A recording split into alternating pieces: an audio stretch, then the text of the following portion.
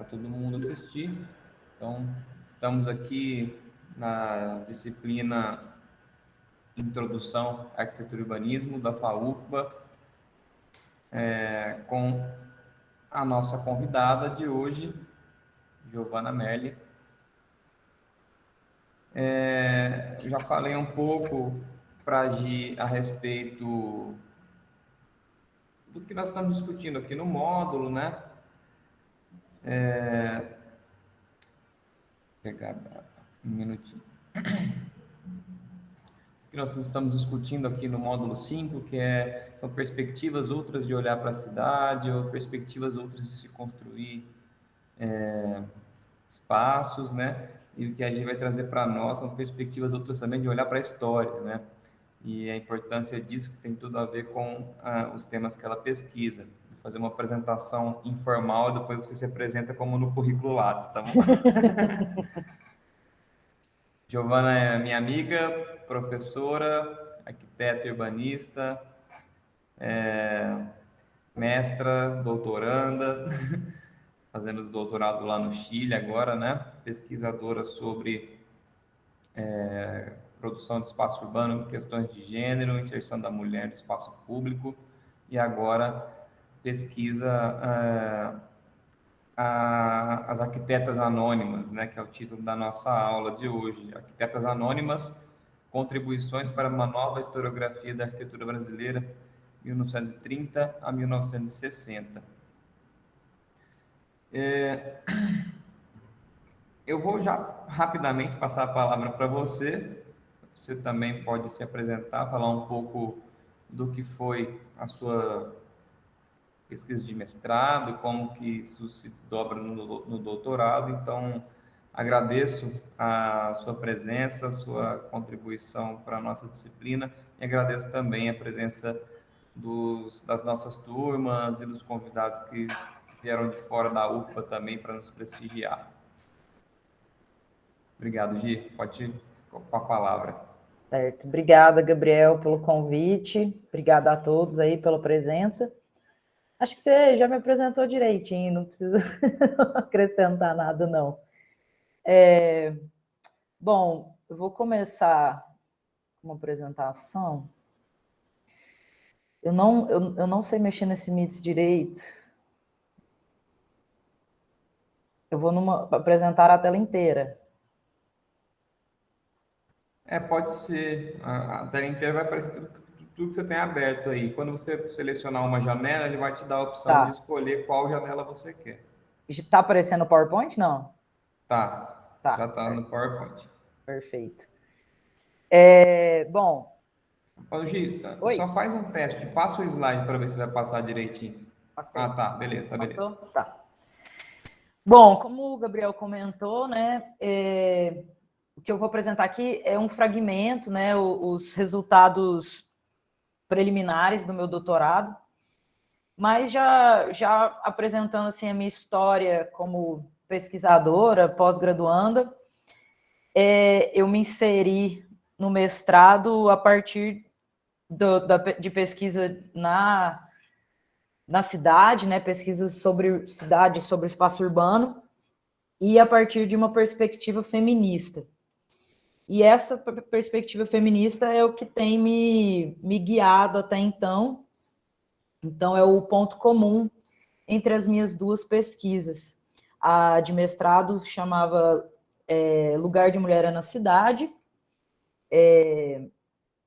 desenho urbano para solução. Eu não lembro o subtítulo, mas eram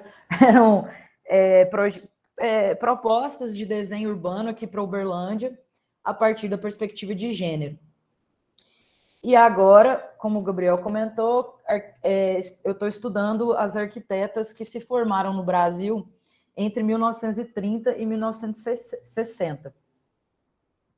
Então, contextualizando assim, até com a própria discussão que vocês estão tendo no módulo, né? Essa discussão da outra e outro, é uma perspectiva muito importante e necessária de se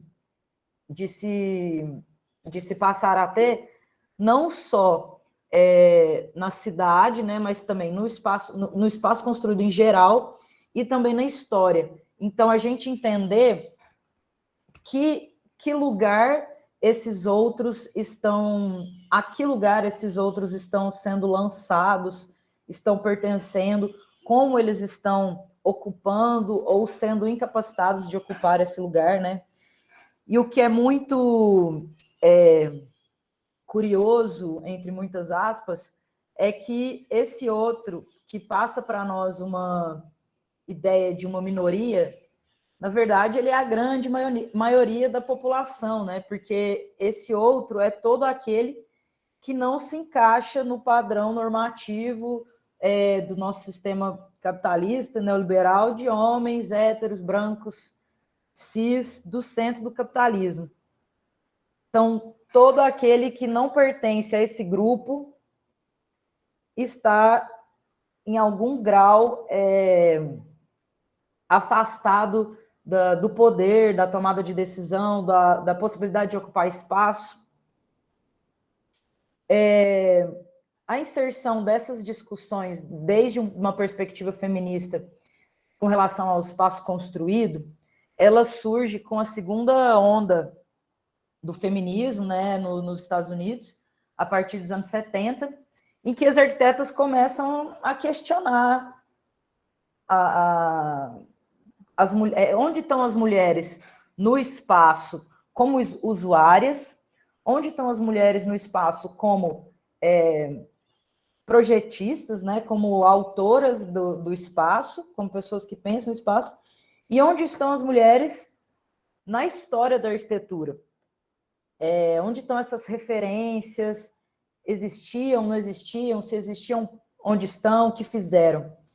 E em 1971, a arquiteta Leslie Wiseman, que é uma personagem muito importante para a inserção dessas discussões na área da arquitetura e do urbanismo, lança um manifesto que chama Women's Environmental Rights, que seria algo como o direito das mulheres ao ambiente, né, ao espaço. E ali ela explicita suas ideias de que a ocupação do espaço, qualquer espaço, é um ato político. Então, esses espaços podem ser empoderadores ou repressores, podem fortalecer ou reprimir, nutrir ou empobrecer essas relações das pessoas com os espaços. E as mulheres precisam, então, exigir o direito às soluções arquitetônicas que supram essas demandas. E aqui, extrapolando, mais uma vez, o conceito de espaço, para além do espaço material, mas o espaço político também, de relação, o espaço de poder, de tomar decisão, o espaço de ser registrado ou não ser registrado na história, o espaço de ser referência ou não ser referência. Essa perspectiva de gênero que embasa toda a discussão, ela entende que a construção desses papéis de gênero são estruturados a partir dessas hierarquias do patriarcado. Esses papéis são definições socioculturais que nada ou muito pouco tem a ver com determinações biológicas, e essa determinação de papéis que são apropriados por cada um dos gêneros, dos sexos, também determina espaços. Então, a cada um espaço e a cada um uma função. Um espaço da casa ou da cidade, o espaço do anonimato ou da garantia de ter seu legado registrado na história. E essas definições dão responsabilidades, dão deveres, e são nada mais do que construções culturais, socioculturais e determinadas pelo modelo de poder que nos rege até o momento. E esses papéis resultaram em determinar que essa classe dominante, que não é o outro, sempre é o referencial para qualquer coisa. Então, desde o homem vitruviano do Da Vinci até o modulor do Le Corbusier, onde a gente tem 500 anos separando um modelo do outro, o padrão, a referência para desde modelo de transporte público até tamanho de armário de cozinha é o homem branco europeu. Então, todas as especificidades, todas as necessidades da população que não se encaixa nesse modelo está à parte, é vista como a não norma. A partir disso, então, contextualizando um pouco o porquê eu cheguei nesse tema do doutorado, enquanto eu ainda fazia mestrado, eu era professora substituta na UFO, aqui de Berlândia, e tive uma vivência muito paradoxal, que foi o fato de estar dando aula numa turma de 35 alunos, onde apenas 9 eram homens, e a gente buscar referências de arquitetos e arquitetas para passar para os alunos, e não conseguir. A gente tentando lembrar de arquitetas brasileiras para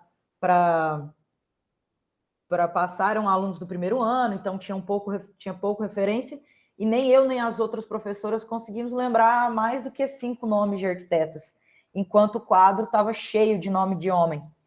Isso me incomodou muito, porque a gente há muitos anos vê que a população de alunas é maior do que de alunos. Inclusive, baseado nas pesquisas, isso acontece a partir dos anos 80.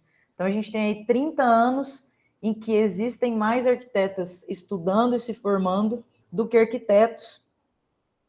Só que isso não é refletido no nosso referencial, não é refletido nos arquitetos que a gente estuda, nos livros que a gente lê, nas revistas que a gente lê. E a construção de um referencial é muito importante na nossa profissão. E é muito importante para nós nos reconhecermos nas pessoas que a gente está nos referenciando. Se a gente passa 5, 6, 7 anos na faculdade, como uma mulher, por exemplo, e eu não vejo nenhuma mulher em que eu vou me espelhar, isso pode mexer com a nossa segurança enquanto profissional. Isso, segundo várias pesquisas, causa um abandono, não necessariamente da faculdade, mas da vida profissional depois da formatura, enfim. Para fechar o período de 30 a 60, qual foi o raciocínio? Esse momento foi o momento em que a arquitetura moderna brasileira atingiu seu auge, quando todos os olhos do mundo estavam voltados para a produção brasileira.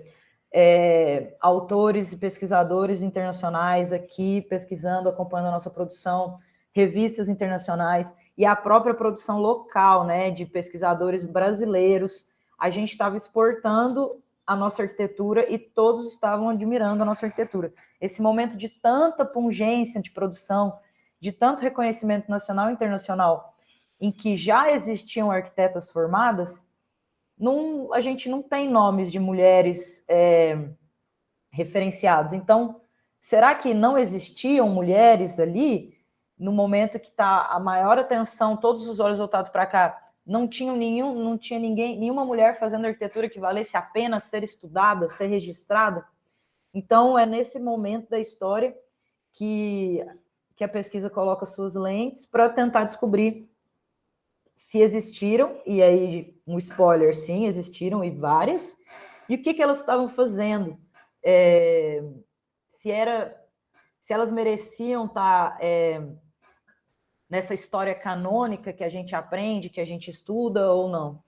Aqui só um exemplo desses 30 anos de algumas revistas em que a arquitetura brasileira foi publicada, né? Desde revistas francesas, como a Quartier des Arts, l'Architecture du Juillet, a italiana Casa Bella, a Domus, o The Architecture's Journal do Reino Unido. Então, todos os maiores editoriais internacionais estavam registrando a nossa produção. Então, como eu estava comentando, essa minha questão pessoal reflete um paradoxo brasileiro, porque 63% dos profissionais registrados são mulheres e 67% das estudantes são mulheres também. Então, é um cenário muito contraditório, porque a gente tem uma população de profissionais e de estudantes muito grande e você não tem esse reflexo no referencial, nas arquitetas publicadas, nem hoje em dia, né? Quanto mais nas arquitetas de 80, 60, 80 anos atrás. Então, essa lacuna na história da arquitetura brasileira me fez lançar a hipótese de que, durante esse significativo momento da arquitetura brasileira, existiram arquitetas formadas no Brasil, cuja produção nos âmbitos arquitetônico, urbanístico e teórico resultaram em importantes contribuições para o desenvolvimento e a consolidação da arquitetura moderna nesse país. Então, como eu estava comentando o lance do outro, né, essa visão de que o padrão normativo é o homem branco, ocidental, e aqui ocidental usado como o homem do centro do capital, né? Não necessariamente ocidental geograficamente, né? Mas é mais esse ocidental ideológico. Então, tudo que ali é feito por esse grupo é o verdadeiro, é o universal, é o neutro e é o único, é a norma. Quanto mais distante desse grupo você vai ficando, menor é o seu grau, o grau de aceitação do seu corpo e da sua produção, seja ela intelectual, seja ela prática, seja as suas relações com o espaço, as suas relações com as pessoas. Então, o que seria o mais longe, né, desse padrão seria a mulher não branca, não ocidental. É o totalmente fora dessa norma que rege e que decide tudo, decide o que é certo e o que é errado. Então, esse é um conceito que eu estou trazendo da epistemologia e vou aplicando na historiografia, né, de cima para baixo, assim, né, das grandes áreas até as menores, desde da epistemologia até a historiografia da arquitetura brasileira. E quem eu me baseio, né, no Grossfogel, que é um antropólogo porto-riquenho, que ele fala que aos homens ocidentais é dado o privilégio epistemológico de definir o que é verdade, o que é realidade e o que é melhor, não só para eles mesmos, mas para todos os outros sujeitos do mundo inteiro. Então, toda essa realidade que a gente está vivendo e toda a teoria, todo o conhecimento que é chegado a nós como único é determinado por esse pequeno grupo normativo. Então, nessa realidade, as arquitetas latino-americanas, pelo simples fato de serem mulheres e estarem fora do contexto europeu estadunidense, sofrem uma superposição dessas dominações e desse ocultamento. Então, a gente teria, só por ser mulher e latino-americana, teríamos que romper duas camadas, né, de ocultamento. E quanto mais longe você está desse padrão normativo, mais camadas vão se sobrepondo a esse ocultamento, a essa dominação. Então, vai se somando mulheres negras, mulheres indígenas, mulheres homossexuais, mulheres transgêneras. Então, quanto mais se afasta, mais difícil para você é romper essa bolha. E a gente tem o exemplo clássico do fator Lina Bobardi, que ela rompe essa barreira aqui na história da arquitetura brasileira, mas com o seu privilégio de ser europeia. Então, ela tem uma barreira a menos do que as suas contemporâneas para se fazer conhecida e registrada. Isso não é diminuindo a produção dela de forma alguma. É só uma questão sociológica mesmo do contexto em que ela estava inserida. Então, para estudar arquitetas latino-americanas, é necessário também, além da abordagem de uma epistemologia feminista, uma abordagem decolonial, revisando todo esse padrão de sobreposição de de dominações. Bom, como eu comentei com vocês, desde os anos 70, essas questões das mulheres, tanto como produtoras como usuárias do espaço, têm se tornado cada vez mais latente a partir desse contexto estadunidense da segunda onda feminista. Então, a gente tem em 74 a Denise Scott Brown, com um célebre discurso dela, Room at the Top, onde ela critica o Star System da arquitetura, né? Essa coisa de que as mulheres nunca chegariam à posição de arquiteta estrela. E ela, não sei se todos vocês já souberam dessa história, ela casada com o arquiteto, companheira de trabalho, né? Casada com o arquiteto Robert Venturi, sofre isso na pele, né? Por muitos anos. Ele é premiado com Pritzker e ela não é nem citada.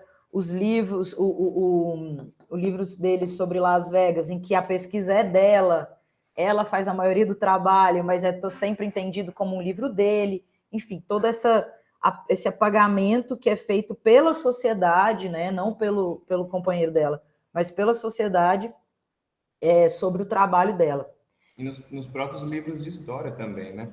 Sim. A historiografia toda da arquitetura só se fala no Venturi. Sim, exatamente. Em seguida, a Susana Torre, que em 77, promove uma exposição chamada Woman in American Architecture, em que ela reúne quase 100 anos de arquitetas estadunidenses produzindo, e que o mote dessa exposição era demonstrar que não existia diferença qualitativa entre a produção de arquitetas e arquitetos. Era, sim, uma diferença quantitativa do referencial que era formado e que chegava até as escolas e até os profissionais. Nos anos 90, essa discussão já ganha a Europa. Então, a gente tem a coletânea The Sex of Architecture, da Diana Grest, a Leslie Wiseman, que é aquela que fez o manifesto que eu falei para vocês lá no começo, e a Patricia Conwell, em que é um compilado de vários textos muito bacanas sobre a relação da mulher com o espaço, nesse sentido, tanto como usuária e como criadora, com textos muito interessantes sobre essa relação nos espaços urbanos. E, em 96, a Beatriz Colomina lança sua pesquisa Battle Line E1027, que é uma pesquisa gigantesca que ela faz sobre a relação do Le Corbusier com a Pierre, como é que ela... Ai, nossa, gente, me fugiu o nome dela. Que trabalhava com o Le Corbusier, Gabriel. Charlotte Pierrand? Charlotte. Eu não vou me lembrar também, não. E ela... Essa E1027 é uma casa que a Charlotte faz a casa sozinha, projeta. O Le Corbusier, depois da morte da Charlotte, invade a casa, publica fotos da casa como se fossem dele, e por décadas essa casa foi atribuída a ele. E agora, só depois dessa pesquisa da Colomina, que se descobriu através das cartas que eles trocavam, que era uma relação super tóxica de usurpar a autoria, né, da Charlotte das coisas, e que se entendeu que várias outras coisas, inclusive vários mobiliários que são atribuídos ao Le Corbusier, não eram dele, ele nem participava das coisas, e essa casa foi o maior exemplo. E aí, nesse texto, ela faz uma associação dessa prática de apagar as arquitetas da história como a prática de uma dominação colonial mesmo, que você apaga, usurpa, muda o nome, muda a autoria, rouba a autoria de tudo que é feito pelos invadidos, para apagar esse passado e dominar com uma nova história colonial, né? Então, esse começo da inserção da discussão feminista na arquitetura é essa busca de referências e de discussões do porquê as mulheres são descriminalizadas dentro da arquitetura. Por que elas não são levadas em conta na hora do desenho? Por que a produção delas não merece estudo e não merece registro? Gi, Oi? achei aqui, é Charlotte Perriand. Perriand, né? Eu estou mandando aqui no chat também um textinho do arc dele, que são as mulheres esquecidas da Bauhaus. Tem Tem essa várias. A história Bauhaus é também. extremamente problemática também. Uhum. O Gropius credo, mas enfim. No começo agora dos anos 2000, então ainda em contexto da Europa e dos Estados Unidos, essa preocupação começa a mudar, né, de tentar entender os porquês para como combater essa discriminação, questionando a historiografia tradicional e tentando traçar esforços para reconstruir e para contribuir com essa historiografia de uma maneira que ela fique mais ampla, mais inclusiva. E aqui entra o reconhecimento da internet e das redes, né, como um instrumento potencial para esse combate, né? Então, em 2016, a Despina Stratigascos lança um livro sobre arquitetos, que ela faz um apanhado histórico ali do que vem acontecendo com a mulher na arquitetura, resgatando desde mulheres das primeiras arquitetas dos Estados Unidos, da Europa, que no começo do século XX já produziam, e até mostrar algumas soluções de combate a essa discriminação que estão sendo implementadas hoje em dia, mas sempre nesse contexto da Europa e dos Estados Unidos. E aqui ela tem um conceito que eu achei muito interessante, que ela compara essa prática sofrida pelas arquitetas com uma condenação que era usada no Império Romano, chamada Domentio Memoriae, que é quando uma pena legal ali, né, de pós um julgamento, em que um personagem ali, uma pessoa, ela é simplesmente apagada. Tudo que envolve a sua história, sua produção, sua pegada na terra é apagada e esquecida. E isso é o que as arquitetas vêm passando até hoje, né? Até pouco tempo atrás, e agora estamos vendo esse esforço para que não aconteça mais, para acabar com essa condenação. Também em 2016, a Ferradas e a Mosqueira lançam um artigo que chama Arquitetura e Cyberfeminismo, que é onde elas falam dessa potência da internet e das redes sociais como uma ferramenta de democratizar o conhecimento e aumentar a difusão da produção das arquitetas, e isso tudo fora do meio acadêmico, né? De maneira, como falar, espontânea, né? E depois vai sendo incorporado pela academia e por professores e grupos de estudo. Inclusive, não sei se alguém de vocês conhece, Um Dia Uma Arquiteta, que é uma iniciativa de umas professoras da FADO de Buenos Aires, em que elas também lançam mini-biografias de arquitetas do mundo inteiro, que é um bom ponto de entrada, né, para uma pesquisa sobre arquitetas. E a Daniela Laurindo, com a tese dela de 2018, ela é espanhola, questiona os instrumentos historiográficos, né? A linguagem, a simbologia, o discurso utilizados para narrar a história da arquitetura. E ela conclui que não basta a gente agregar novas arquitetas à historiografia canônica já existente, né? A gente precisa modificar como essa história é contada, como é a história é narrada. Porque da mesma forma que o espaço construído tem que receber várias demandas e várias realidades, o texto também precisa estar de acordo com várias realidades, com várias especificidades. Então, as ferramentas de narrativa também precisam ser alteradas conforme a gente vai diversificando os sujeitos, né, que a gente está contando, né, as histórias que a gente está contando.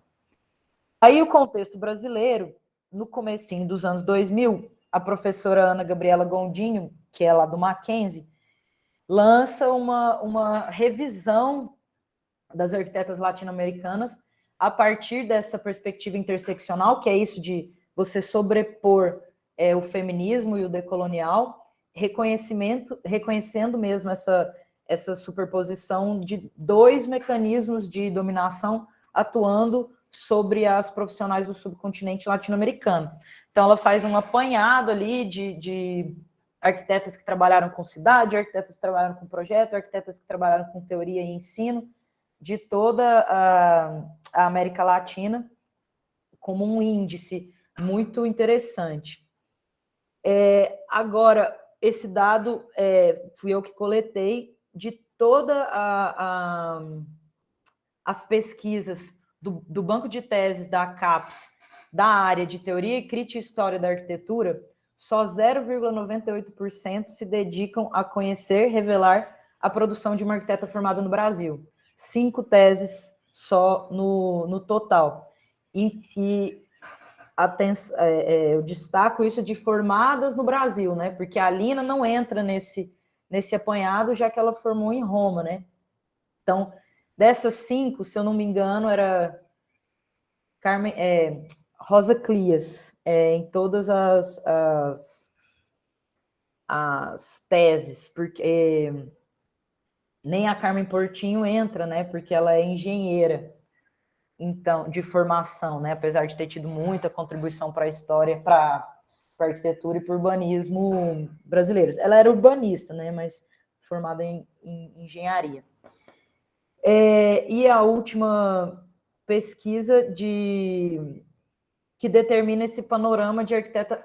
essas são pesquisas de mestrado e de trabalho final feitas aqui no Brasil nesses últimos 7, 8 anos, em que dá para se traçar um panorama de arquitetas pioneiras de determinadas regiões. Então, são pesquisadoras que se dedicaram ali às suas regiões. Então, a gente tem as pioneiras do Rio, as pioneiras aí de Salvador, essa última, a Dami, ela trabalha com as formadas aí em Salvador, a partir dos anos 30.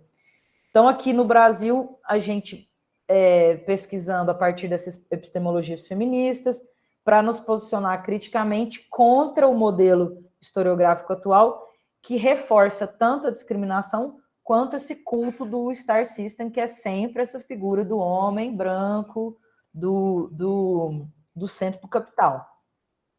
Então, mais uma vez, a hipótese, né, de que nesse período tão pungente existiram sim arquitetas que foram deliberadamente omitidas pela história canônica e que merecem ser estudadas, merecem ser revisadas e difundidas. E aí o objetivo principal é esse: conhecer, analisar e revelar quais foram as contribuições dessas arquitetas formadas entre 30 e 60 para a produção teórica, arquitetônica e urbanística do Brasil. Isso é um modelo, um desenho metodológico, assim, né? Um modelo só para entender a ideia, né, de que a gente parte desse universo gigante de todas as arquitetas egressas no Brasil no período e vai diminuindo até chegar nos estudos de caso, que serão as arquitetas em que eu vou me aprofundar. E tudo isso baseado, né, nas coletas de dados em vários bancos, principalmente as revistas de arquitetura que têm bancos de dados online. Então, aqui aos resultados preliminares, eu consegui fazer uma linha do tempo, né, das escolas de arquitetura no Brasil. Então, o ensino formal de arquitetura começa no Brasil em 1816, com a arquitetura na Real Academia de Desenho, Pintura, Escultura e Arquitetura Civil, no Rio de Janeiro. E aí, as escolas que... Não sei se vocês sabem, já ouviram falar disso, mas a arquitetura ela vem de duas vertentes, né? O ensino de arquitetura vem de duas vertentes. a vertente da Belas Artes e a vertente das engenharias, né, das politécnicas. Então, aqui a gente tem as faculdades, as escolas em azul são aquelas que vieram das Belas Artes, as escolas em vermelho são as que vieram das politécnicas, e as em verde que começaram independentemente de qualquer outra escola, simplesmente já começaram como uma escola de arquitetura não vinculada a outra faculdade. Então, em 1877 começa a da Bahia, vinda a partir da Belas Artes. Em 1916, a Real Academia se torna a EMBA, né, que é a Escola Nacional de Belas Artes do Rio de Janeiro.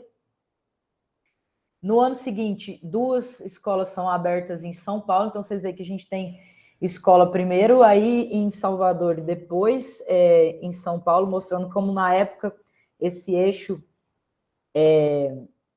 era deslocado, né, do eixo atual. Então a gente tem ambas em São Paulo a partir das politécnicas, a da Escola Politécnica e a do Mackenzie, em seguida abre a do Belas Artes, e aí em 1930, aqui em Minas, em Belo Horizonte, é a primeira escola de arquitetura da América Latina, porque foi a primeira escola de arquitetura que começa independente, ela não vem de nenhuma outra. Em 33, acontece a regulamentação da profissão de arquiteto no Brasil. Nesse momento, então, existiam 4 escolas, porque a da Bahia para de funcionar por um tempo. Então, a gente tem... E a da Politécnica também. Então, a gente tem uma no Rio, 2 em São Paulo e a de Belo Horizonte. E agora que essa titulação nacional fica muito importante, né? Porque você tem que fazer processo de reconhecimento de títulos de estrangeiros, etc. E em 44 acontece o primeiro Congresso Nacional de Arquitetura, e aí esse congresso tem como deliberação a expansão do ensino. Então, a partir daí, são criadas várias escolas Brasil afora. Então, aí em 45 é criado 2 escolas no Rio Grande do Sul, a EMBA vira FNA, que é a Faculdade Nacional de Arquitetura, se independentizando da Escola de Belas Artes. Em seguida é criada a arquitetura em Pernambuco, a Poli se desvincula, a FAO, né, se desvincula da Poli e vira a FAO-USP, só em 48. As 2 escolas gaúchas se unem na FAO-UFRJ, e em 59 a arquitetura da Bahia se desvincula da Belas Artes e vira FAO-UFPA. Essa é uma foto muito ruim, mas é o primeiro título de arquiteta para uma mulher que se formou no Rio de Janeiro, Julieta França, em 1908. E o texto ele chama muita atenção porque ele se refere a ela em 2 momentos pelo nome do marido. Então, é o título profissional dela, de uma faculdade que ela fez, mas no seu diploma está escrito Senhora Armando Carlos da Silva Teles, que era o nome do marido dela. O único registro que foi encontrado até o momento dela, e ela até o momento é a primeira que a gente encontrou titulada, né, como arquiteta, e depois disso não há registros mais, assim, não se sabe se ela seguiu na profissão, se não. Mas depois da Julieta França, a gente vai ter a segunda pessoa formada também no Rio de Janeiro, 20 anos depois só, que foi a Danúzia Pinheiro Ribeiro, se forma na EMBA, e ela sim teve uma produção, inclusive ganhando medalhas nos congressos de arquitetura nacional, Congresso Brasileiro de Arquitetura. Então, a diferença, né? Quase 100 anos depois do ensino formal de arquitetura se iniciar, a gente tem a primeira arquiteta, 20 anos depois tem mais uma. E aí, algumas datas importantes e formaturas e titulação de mulheres relevantes, né, que se destacaram aí na pesquisa. Então, em 32, a Lélia Oneto de Barros, que até o momento é a primeira mulher que publicou projetos em uma revista especializada. Ela se forma em 32, se eu não me engano, o projeto dela é publicado em 35. Em 33 se forma Francisca Franco da Rocha, que tem uma importância muito grande para a edição de revistas de arquitetura. Ela, até o momento, é a primeira mulher que foi editora de uma revista de arquitetura no Brasil, em 42, se eu não me engano, mais para frente vai aparecer. Em 33, né, como eu comentei, em 32 a gente tem o voto feminino, em 33 a regulamentação da profissão, aí em 34 a primeira engenheira arquiteta se registra pelo CREA, que é a Ruth Figueiredo, também formada no Rio. Em 35 a Deia Paranhos é a primeira arquiteta, né, porque tem essa diferença do título de engenheira arquiteta para arquiteta, essa mudança aí de norma, e ela é a primeira arquiteta a se registrar no CREA. A Deia trabalhou muitos anos com a Carmen Portinho no Departamento de Obras do Rio de Janeiro, tem uma importância imensa ali, tudo que foi feito ali por aquele Departamento de Obras que tinha a Portinho e o Reidi, tinha também a participação da Deia.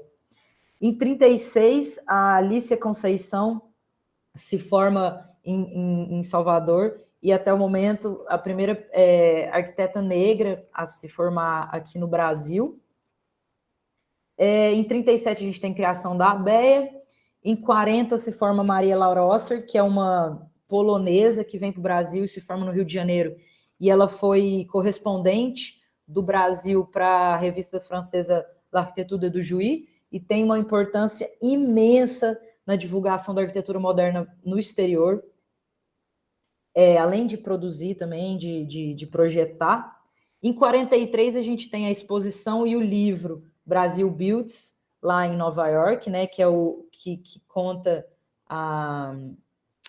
mostra toda a produção brasileira desde 1600 até 1942, se eu não me engano.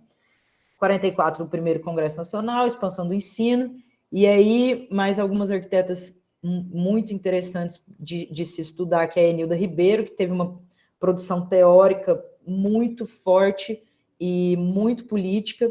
Ela foi a primeira arquiteta registrada no CREA do Rio Grande do Sul e foi primeira presidente, ela foi fundadora do IAB do Rio Grande do Sul e primeira presidente do IAB do Rio Grande do Sul. No mesmo ano se forma a Zélia Maia Nobre, que se forma no Recife, mas tem uma produção moderna gigantesca em Maceió, onde ela inclusive é uma das fundadoras do curso de arquitetura. 55 a Dora Alcântara, que é uma grande historiadora da arquitetura brasileira. E a Suzy Pimenta de Mello, em Belo Horizonte, em 56, que também tem uma produção imensa, tanto teórica quanto prática. Foi professora da UFMG, enfim. Em agosto de 2020, eu tinha esse resultado, né, de egressas nessas escolas. Então, nesse período de 30 anos, existiram 8 escolas de arquitetura, uma em Porto Alegre, uma no Rio de Janeiro, uma em Belo Horizonte, uma em Salvador, uma em Recife e 3 em São Paulo. A USP, Mackenzie, a Politécnica e a Belas Artes. E até agosto do ano passado eu tinha esse mapeamento. Agora já existem bem mais mulheres egressadas. Estão aqui as da UFRJ, da USP de Pernambuco, da Federal de Pernambuco, Federal do Rio Grande do Sul, Minas Gerais, e aí a Bahia e Mackenzie e Belas Artes. Então, até o momento, nesses 30 anos, eu consegui levantar 112 arquitetas. Algumas faculdades já têm o listado completo, outras eu ainda estou minando aí, estou indo atrás, mas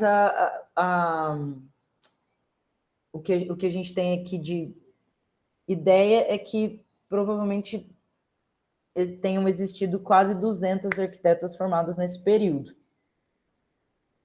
As arquitetas em destaque, que a gente entende que vão ser as arquitetas de desenvolvimento do estudo de caso, é uma arquiteta por década, por estado. Então, aqui a gente tem em São Paulo já a Francisca Franco da Rocha e a Paula Taglicoso. No Rio, a Lélia Oneto, a Lígia Fernandes e a Maria Laura Oster e a Helene Lins. Em Minas Gerais, só a Suzy Pimenta, por enquanto, porque não encontramos atuação assim das arquitetas até então. No Rio Grande do Sul, é Enilda. Na Bahia, a Alicia. Isso, a Alicia está diferente. E de Pernambuco, a Zélia. Então, todas essas arquitetas elencadas vão ser as arquitetas em que eu estou fazendo esse aprofundando, né, os estudos, num estudo mais detalhado, num estudo de caso, para realmente entender a contribuição dessas mulheres para a arquitetura brasileira. Então, essas são algumas outras.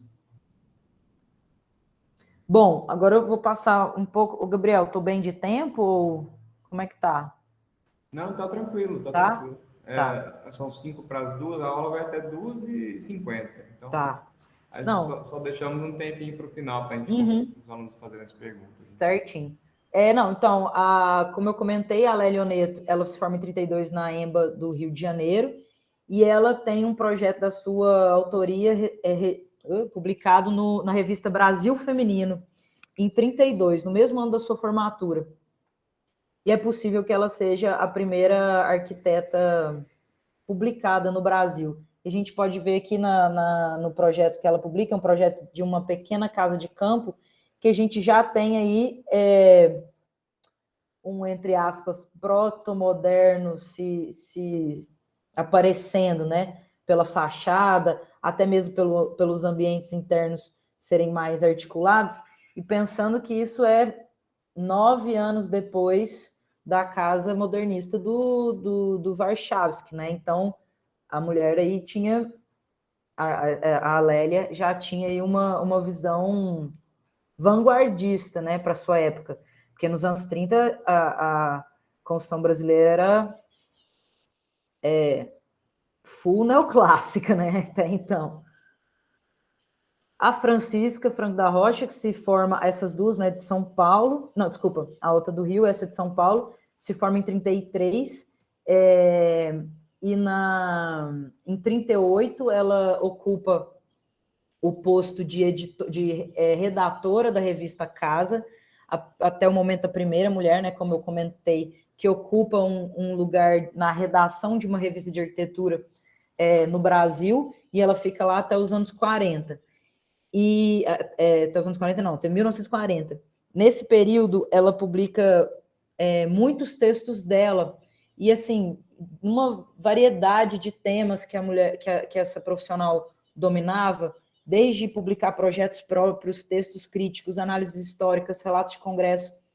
E depois, ainda enquanto ela estava na casa, ela começa a publicar artigos na Acrópole, né, a revista lá de São Paulo, e de 40 até 52 ela publica muita coisa, e em todos os anos da Acrópole, de 38 a 72, ela foi a mulher que mais publicou artigos na revista. A Francisca, assim, né, a gente tem que entender o contexto, né, o que faz uma mulher conseguir romper essas barreiras tão cedo, entre aspas, né, no começo dos anos 30, final dos anos 30, começo dos anos 40. Ela, óbvio, vinha de uma família de privilégios, né, o pai dela foi o médico psiquiatra Francisco Franco da Rocha, um dos criadores do hospital psiquiátrico, um dos criadores, não, o criador do hospital psiquiátrico de Juqueri, no interior de São Paulo. Inclusive, a cidade onde está o hospital psiquiátrico chama Franco da Rocha, em homenagem ao pai da Francisca. Foi um médico de muita relevância no cenário brasileiro. Então, ela tinha esses privilégios, ela viajava muito e usava desse privilégio da viagem para escrever seus artigos. Ela tem muitos artigos, principalmente sobre os Estados Unidos, mas alguns outros artigos sobre a Europa também. Então, ela foi a única mulher da sua turma, a única mulher da turma recebeu da sua turma de arquitetura na Escola de Belas Artes, foi a primeira da Escola de Belas Artes a receber o título. Então, ela publica de 38 a 40, né, na revista Casa, e além de ter sido pioneira, ela tem uma variedade muito grande de assuntos e de temas que ela traz para discussão nessa revista, que era uma revista muito popular no seu momento, né? Ela começa com uma revista de arquitetura, depois vira uma revista feminina, mas aí a Francisca já não estava envolvida. A primeira publicação dela é uma entrevista com um arquiteto francês radicado no Brasil, e eles discutem os princípios de uma decoração moderna, e que se vincule mais com esse novo pensamento, né, que estava surgindo no momento, essa vanguarda dos espaços que estava surgindo até o momento. Então, todos os artigos que ela publica na revista Casa, então, ela fala sobre escolas, ela publica um projeto dela sobre uma casa, sobre como dividir uma casa, um sobrado em 2 casas.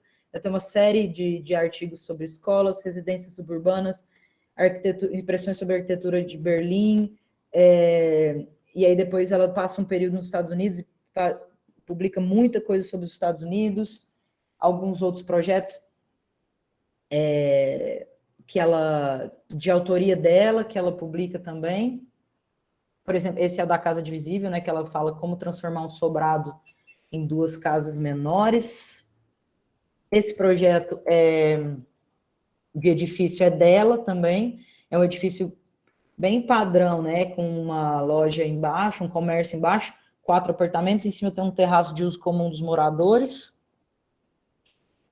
Relato de congresso, quando ela passa esse período em Nova York, e a sua participação na Acrópole. Então, nos 12 anos que ela publica na Acrópole, ela se torna a mulher que mais publicou coisas nessa revista. Então, ela faz textos críticos desde arte decorativa até histórias de urbanismo. Por exemplo, esse artigo, o Rio Arquitetônico, o Rio Lavra 2 Tentos, é um artigo muito detalhado sobre a história da cidade do Rio de Janeiro, como ela se desenvolve e tal, e até o último artigo, que é um novo organismo municipal, que ela faz uma leitura sobre a nova Secretaria de Assuntos Urbanos da cidade de São Paulo. Aí algumas partes do que ela publicou na Acrópole. Bom, em seguida, a outra que eu comentei, que é a Maria Laura Osser, que forma em 40 no Rio de Janeiro, vem da Polônia, logo se associa com os arquitetos estrangeiros, como Francisco Becker, o Korngold, e ela trabalha muito tempo com o Mindlin. Ela chega em São Paulo, o Mindlin que leva ela para o Rio, fez parte da equipe que projeta o Aterro do Flamengo, foi correspondente ela fez parte do IAB, e aí, como parte do IAB, ela se torna correspondente da revista La Arquitetura de Juí entre 42 e 64, sendo a única mulher a compor o quadro de correspondentes da revista, né, que tinham correspondentes por todo mundo, ela era a única mulher, e ela teve um papel importantíssimo.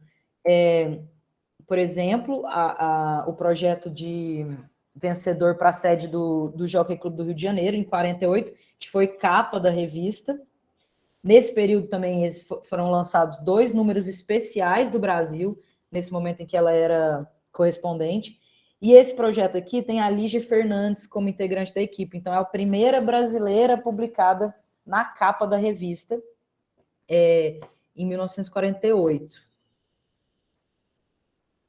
Aí um outro projeto que publica sobre, né, a correspondência dela, que é um hospital em Manaus, também em 48.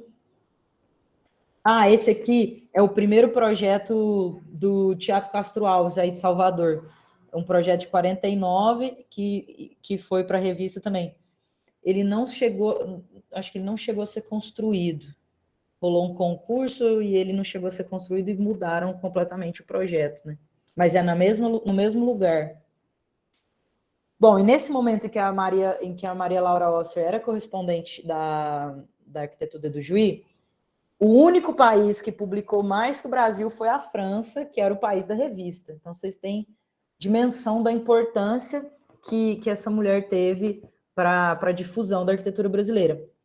E publicaram todos esses arquitetos na revista, incluindo algumas mulheres, como a Josepina Pirro e a Lígia Fernandes, que eu já tinha comentado.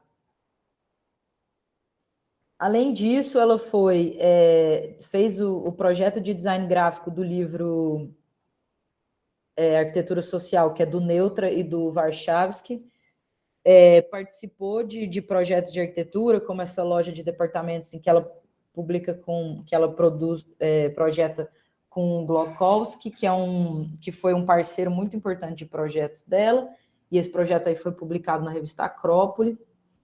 E os desenhos dela para a Cidade da Criança, que foi a incumbência dela ali no projeto do Parque do Aterro do Flamengo, né? Então, esses croquis de 64, e depois as notícias da inauguração da Cidade da Criança. Infelizmente, essa parte do aterro foi descaracterizada, não existe mais.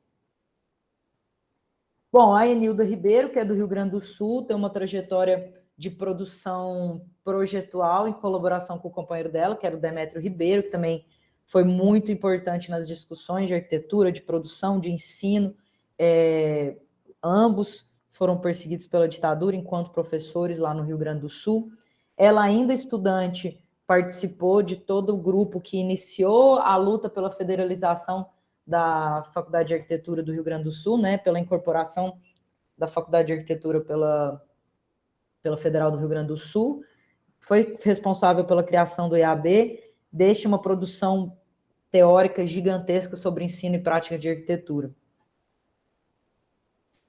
E a Zélia Nobre, que, como eu comentei, ela se forma em Pernambuco, logo em seguida da sua formatura, em 54, ela vai para Alagoas, e ali ela é a primeira arquiteta a exercer como profissional, né, nessa cidade, primeira mulher.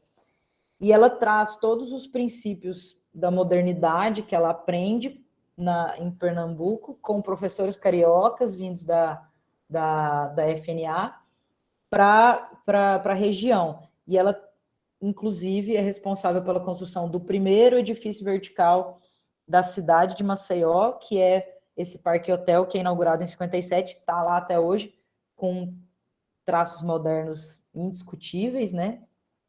Essa é a casa dela, que foi construída em 1960. Ela faz a reitoria da Universidade Federal do Alagoas, uma residência particular, mais uma residência, restaurante e o alojamento universitário da Universidade Federal de Alagoas, o Yacht Club, e aqui uma lista e pensem, tudo que ela produziu, coisas assim, de várias escalas e vários programas, mas programas grandes, importantes, complexos, sendo a primeira mulher arquiteta da cidade, né, em plenos anos 50 e 60. Então, aqui ela faz 33 casas na cidade de Maceió, 3 edifícios, batalhões de bombeiro, penitenciária, batalhão de polícia, quartéis, enfim, obras públicas grandes, né? Agências bancárias, outros grupos escolares, posto de saúde, restaurante, manicômio judiciário, ginásio poliesportivo, e além disso tudo, ela criou a Secretaria de Cultura da cidade. Hoje em dia, em 2019, ela ganha o título de doutor honoris causa da Federal de Alagoas, porque ela foi uma das criadoras do curso de arquitetura, lecionou lá por muitos anos, e inclusive o CAU de Alagoas fez o prêmio Zélia Maia Nobre, que é um prêmio de trabalho final de arquitetura, tem o nome dela. Bom, finalizando, para quem se interessar, eu leciono essa disciplina lá no Chile, que é Arquitetas e Urbanistas Latino-Americanas do Século XX. É uma disciplina optativa que acontece uma vez por ano. E lá os alunos desenvolvem vídeos biográficos sobre arquitetas latino-americanas. Os melhores vídeos a gente sobe nesse canal do YouTube. Quem tiver interesse de buscar mais, tem várias brasileiras que dentro e fora desse período, né? Porque aí é o século XX inteiro, mas muitas outras de outros países latino-americanos. E é muito legal para a gente diversificar o nosso referencial, né? Porque a gente vai estudar projetos e ter referências de pessoas que estão produzindo a partir de outros pontos de vista, de outros contextos, outras bagagens, e isso enriquece muito a nossa própria produção. Bom, é isso. Achei que eu ia me estender mais nesse pedaço. Espero que eu tenha contribuído para a discussão de vocês. Qualquer dúvida, podem entrar em contato comigo. E agora estou à disposição.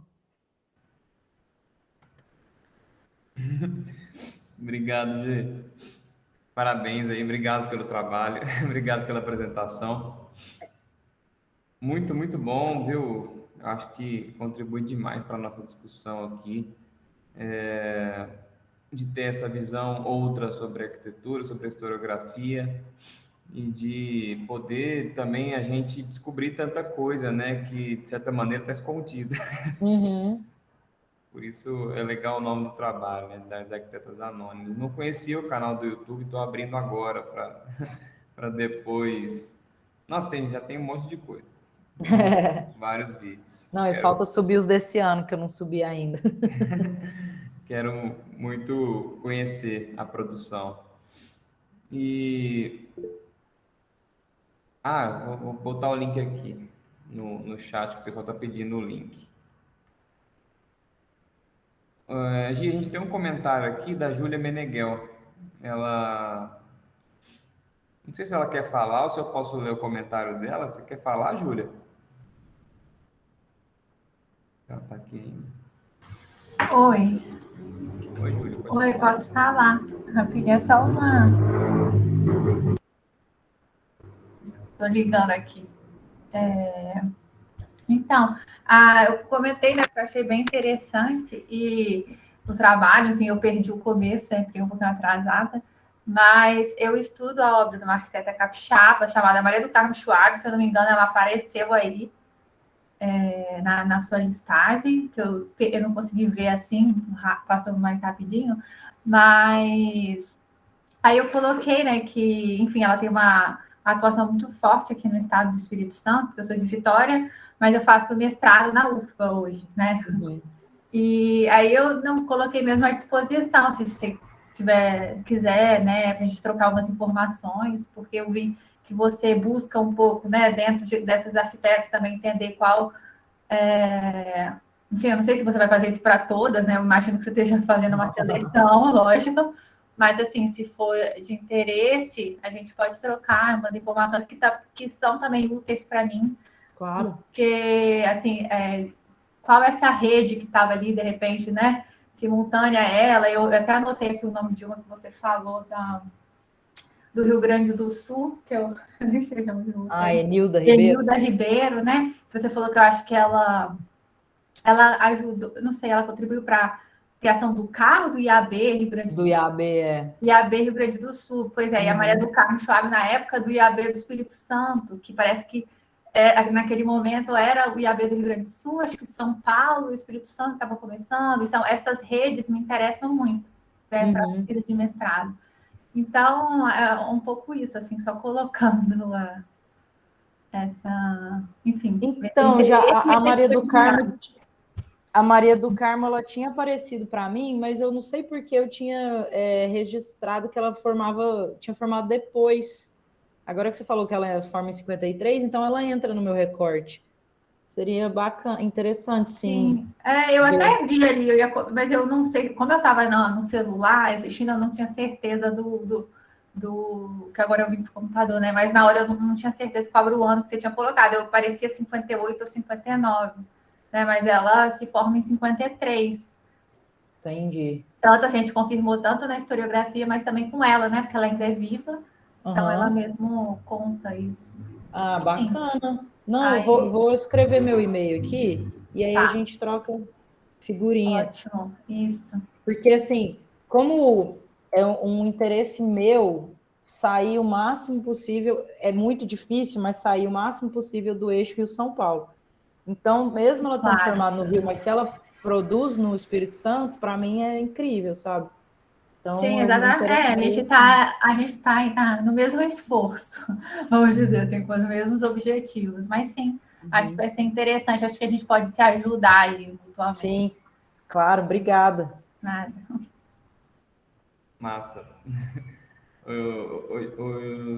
Sabe uma coisa que eu percebi durante a sua exposição? É que eu estou dando aula também de história da arquitetura brasileira, né? Então, quando a gente aborda esse período do moderno, a gente vê que no começo do século XX, até os anos 40, o moderno era algo que patinava no Brasil, né? Ainda era uma coisa o neocolonial, o Art Deco, algo que era uma disputa de narrativas ali, de tentativa de se colocar uma ideia. A gente vai ver que o moderno ele só vai se consolidar depois de né, nem com Warcraft, né? Eu diria que é o Colúcio Costa. Colúcio Costa.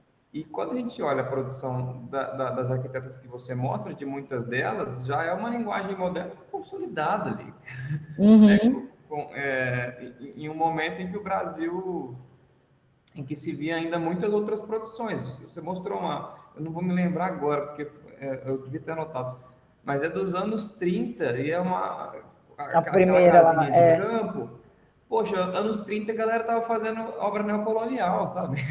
Fazendo fachada barroca aqui no século XX. E aí a gente já tem uma produção desse nível, né? Com uma linguagem avançadíssima. Então isso eu acho muito, muito, muito legal, né? O papel da vanguarda.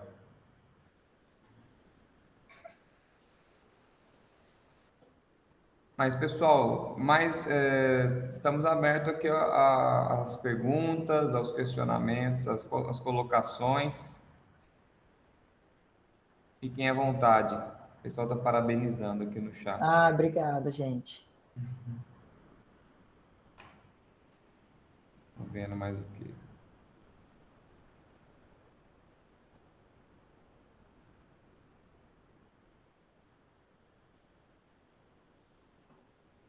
O pessoal está bem tímido hoje, hein? Uma coisa que eu lembrei também durante a sua apresentação, quando você começa a colocar os seus referenciais iniciais, né? A gente, nessa disciplina, a gente trabalhou um texto da Donna Haraway. Sei. Que ela fala A gente leu o Manifesto Ciborgue, na verdade, né? Que é uma proposta até que ela traz do feminismo socialista, né? Ou socialismo feminista, agora que eu estou me confundindo. Mas dessa ideia de que você coloca também, quando chega nos anos 2000, do papel que a internet teve para poder que essas histórias fossem contadas, né? Como a gente teve mais concentrada no começo da internet, um espaço de mais liberdade de troca de informação, que hoje em dia a gente está perdendo, né? Não sei como, mas que isso foi possível, né? Foi possível se discutir isso de maneira mais aberta. A Donna Haraway falava um pouco disso, de que aquele momento de virada do século XX para o XXI poderia ser um momento em que a gente iria falar assim, poxa, essa coisa de gênero não existe mais. e contar a história a partir de outra perspectiva. Mas é interessante você falar esse lance do socialismo feminista, porque esse lance dos papéis de gênero está completamente intrínseco à sociedade capitalista, né? Sim. Eu não sei se alguém foi numa exposição que teve no Sesc Pompeia sobre como que chamava? Vitacuras, que eram os ateliês de criação da União Soviética. Sim. E lá em 30, eles estavam discutindo moda sem gênero, sabe? Tipo, que eram ateliês de criação que reuniam arquitetura, gravura, ilustração, design, moda, artes plásticas, eram tudo reunido nessa grande escola, né?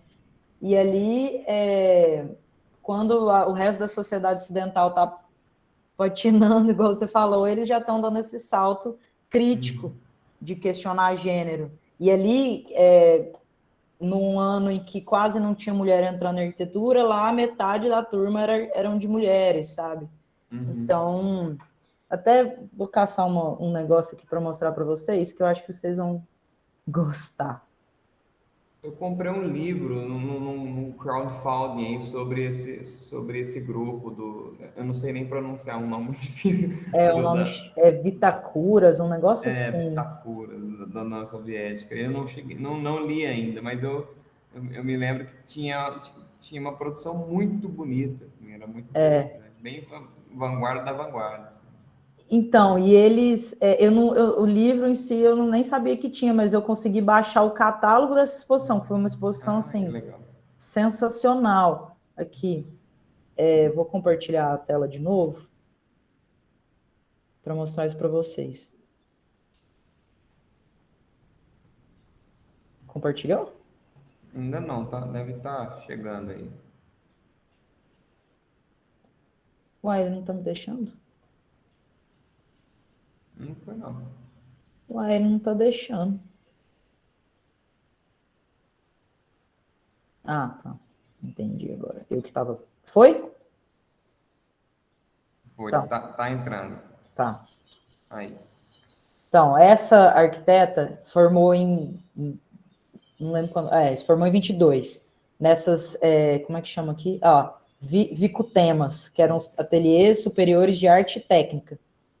E aí, em 29, ela faz esse projeto para o Partido Comunista da União Soviética. Em 43, o Frank Lloyd Wright faz o Guggenheim. Olha só, cara. Não. Quando eu vi isso aqui na exposição, eu falei, eu conheço esse espremedor de laranja. Que loucura. Não, muita.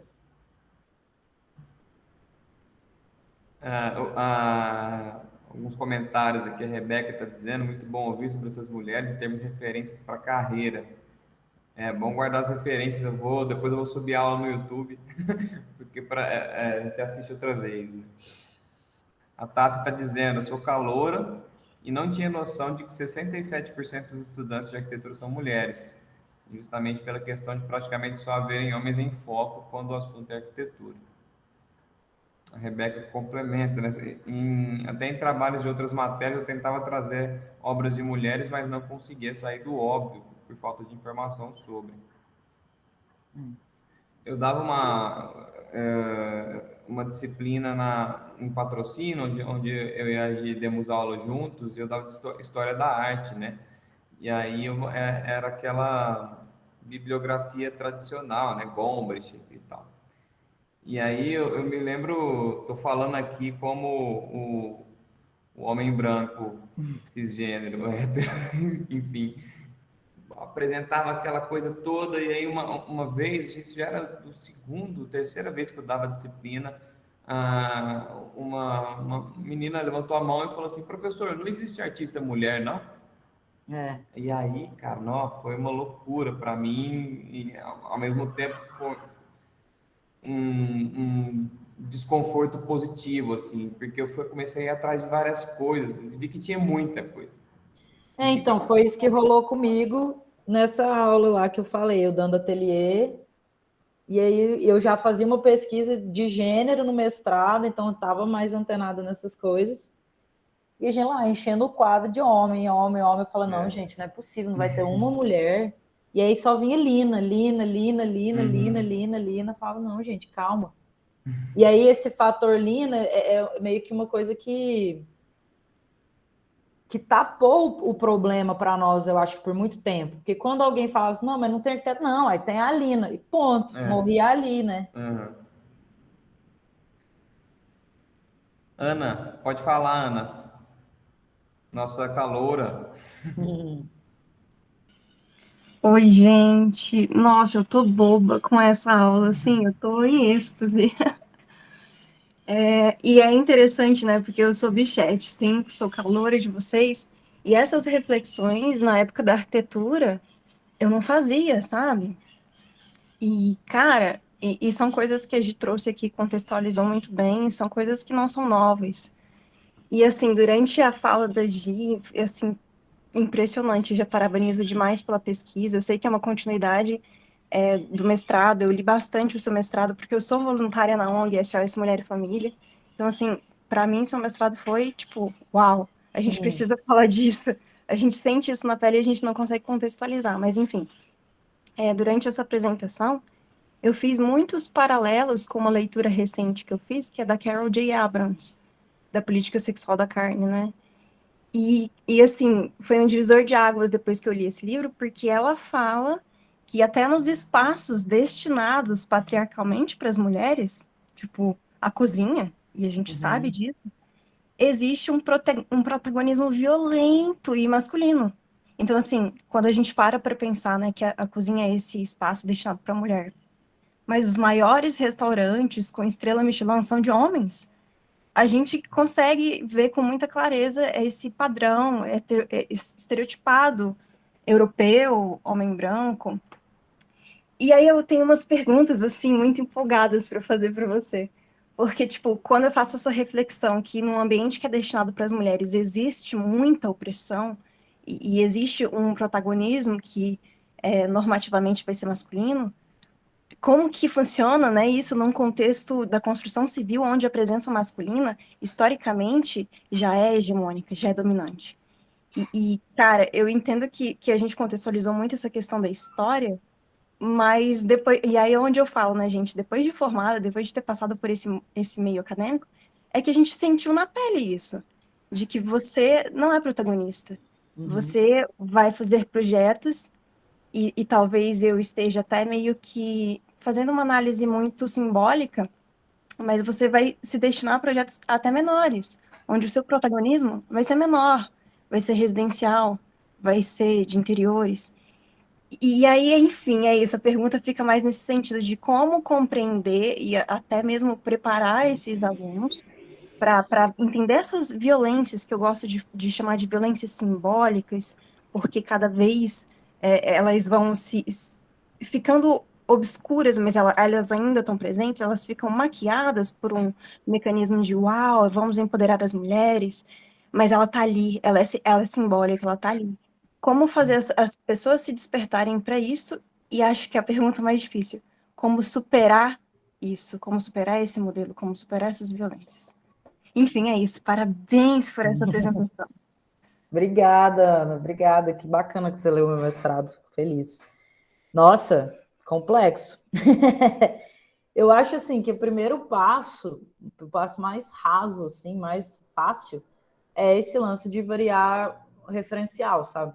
Porque querendo ou não, bom, em estatística a gente tem um tanto igual de professores e professoras. Então isso você já tem essa coisa de modelo, né?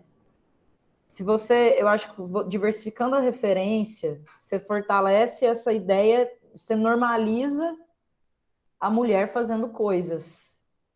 Mostra, né, que é possível ela fazer coisas além do design de interiores, além da casa pequena, né? Além do serviço público, que é uma área que para onde muitas mulheres vão também. Mas, assim, são muitas coisas, né? Porque você tem até o lance da divisão sexual trabalho que interfere a carreira das arquitetas, sabe?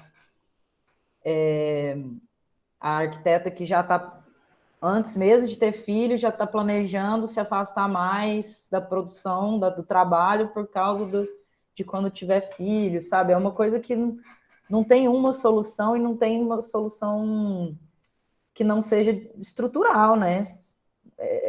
Desmontar tudo e fazer de novo. E porque enquanto a gente tiver com toda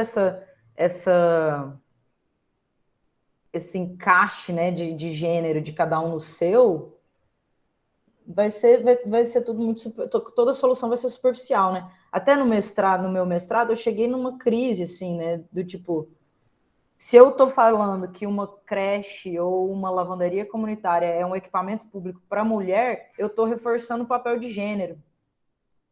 Então, é uma coisa que extrapola a nossa função de arquiteto, né? A gente tem que entender que a gente chega até um lugar. o ideal é uma lavanderia, é um restaurante, uma creche, serem equipamentos para todos, né? Serem equipamentos, é a socialização das responsabilidades domésticas, assim como o ensino foi socializado, né? O ensino não era socializado, era feito dentro de casa, a responsabilidade dos pais, ele foi socializado. Então, todo o cuidado do trabalho reprodutivo, né? A produção da mão de obra, que hoje em dia é feita pela mulher exclusivamente, tem que ser socializada, né? A produção, o cuidado, a manutenção da mão de obra. E aí, isso dentro das escolas, eu acho que assim, aí baixando um pouco, né, para a realidade, para coisas que a gente consiga fazer agora, eu acho que teria que ter esse lance do aumento de referencial e que os professores tenham essa consciência de ter um esforço, né, para trazer novas referências, não só de arquitetas mulheres, mas de arquitetos latino-americanos, arquitetos africanos, arquitetos fora do eixo Europa, Estados Unidos, arquitetura tradicional indígena. Por que a gente fica 6 meses estudando arquitetura colonial e não sabe nada da arquitetura tradicional latino-americana, que tem tanta solução para os nossos climas, sabe? A gente só importa coisa. Então, eu acho que tem que casar essas duas, os dois raciocínios, né? Tanto do feminismo quanto do decolonial, para a gente conseguir superar esses vícios da produção, né? Quando eu estava dando aula na UFA, eu fiz essa optativa das arquitetas na UFA, foi a primeira vez. E aí, conforme tinha as aulas, eu ia convidando arquitetas aqui da cidade para ir dar os seus depoimentos, né, de como era a faculdade, como era o serviço. E aí uma arquiteta colega nossa foi falar isso, que o próprio lidar dos professores era diferente. Tipo, o aluno, o homem, era sempre o gênio, o que tinha as soluções maravilhosas. As meninas eram técnicas, sabe? E ela falava que sentiu isso na faculdade e aí ela absorveu isso para ela. E ela abriu um escritório com o marido dela e ela pensava isso, não, ele é o gênio criativo, eu sou a técnica, eu vou resolver circulação, é o que eu gosto. Só que quando ela parou para pensar, ela nem sabia se era o que ela gostava, não. É esse papel que foi posto nela e ela aceitou, sabe? Então, acho que nessa escala individual é criar essa sensibilidade de lidar dos professores com os alunos, do esforço que o professor tem que ter para entender essa mudança que a gente está tendo. A gente, como professor, tem que entender a mudança de demanda dos alunos, né, e incorporar essas coisas, igual o Gabriel está fazendo, eu estou fazendo, Guilherme faz. Então, assim, sei, acho que eu arranhei, assim, as suas perguntas, mas tem que continuar refletindo. Não, foi perfeito, foi perfeito. Mas você trouxe mais questionamentos, né? Eu acho que é muito interessante realmente pensar nisso, que querendo ou não, a gente passa por um modelo educacional, né? E que rola bastante ele também ser mudado.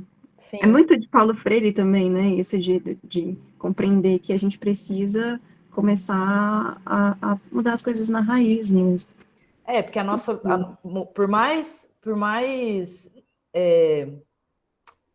libertário, não sei se seria essa palavra, por mais liberdade que a gente tenha como professor em federal, porque nas particulares ainda é mais difícil ainda, né? Mas nas universidades públicas, por mais liberdade que se tenha em trazer esses temas e tentar mudar as coisas, a gente ainda está inserido nessa ótica de não educar, mas muito ligado no funcionalismo, né, no produtivismo. Então, não gera essas reflexões. É só você bater meta, mostrar número, mostrar produção. E aí se perde, né? Essas mudanças necessárias se perdem. Eu acho Perfeito. que quando a gente discutiu Dona Haraway nessa disciplina, uma coisa que ela fala no texto, que a gente até falou também, foi sobre a importância de participação na política, né? Porque assim, se a gente for pensar, como a gente está falando aqui, da raiz das coisas, né? Então, se a gente for ver a nossa representação política, a maioria é masculina branca também, né? E aí a gente falamos até sobre Marielle, né? Sobre a importância que Marielle teve dentro desse cenário, porque ela estava dentro de uma casa que era completamente dominada por pessoas, é, por homens brancos ricos, e ela, né, mulher negra, Periférico. periférica, e, né, enfim, ela era totalmente o contrário daquilo do Da meio que ela norma. estava, né, do meio que ela estava inserida e que é o meio que domina a política. Então, a importância de também, acho que para mudar esse cenário, isso falando dentro da nossa discussão de hoje, mas também de outras, como nós vamos ver na semana que vem com o Cássio, de ocupar espaços de voz, né, de ocupar espaços para participar das tomadas de decisão. Isso é fundamental. Sim.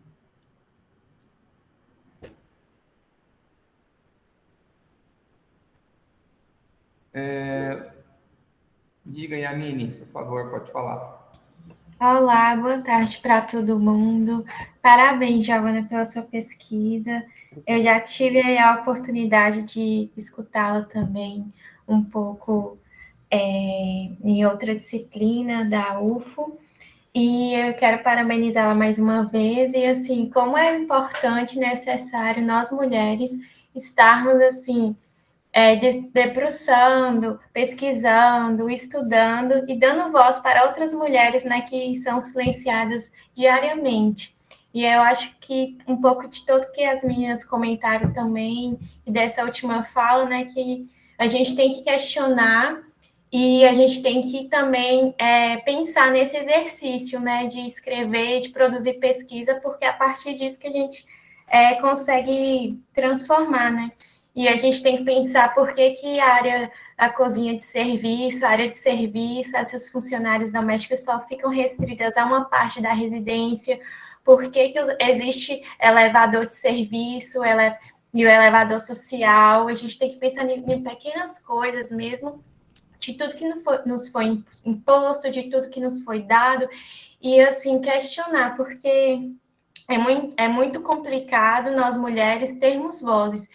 E provavelmente, assim, diversas situações, assim, tanto da faculdade, de estágio, em ambiente profissional, a gente sofre diariamente. E não só, assim, no campo, assim, da pesquisa, no campo quanto profissional, mas é no campo, assim, da rua, do espaço urbano.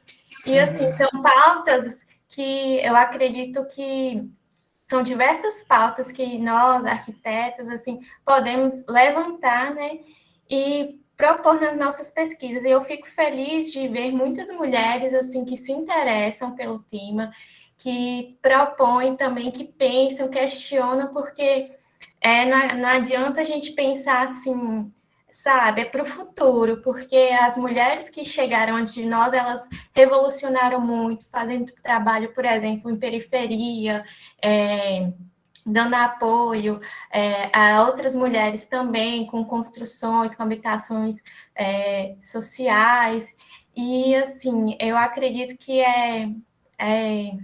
é o fazer hoje para pensar no futuro e, assim, eu acho que o mais bacana é a gente inspirar outras mulheres dessa nova geração a seguirem, assim, nosso caminho também desse papel de transformar a nossa sociedade. E obrigada pela palestra, obrigada pelas falas e uma boa tarde para todo mundo.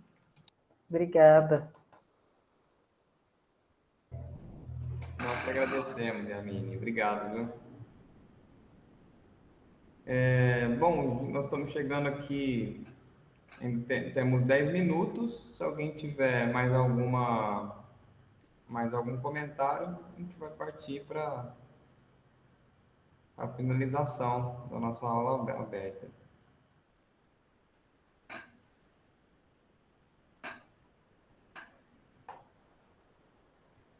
Acho que Caio está agradecendo a aula absurda de boa. Massa.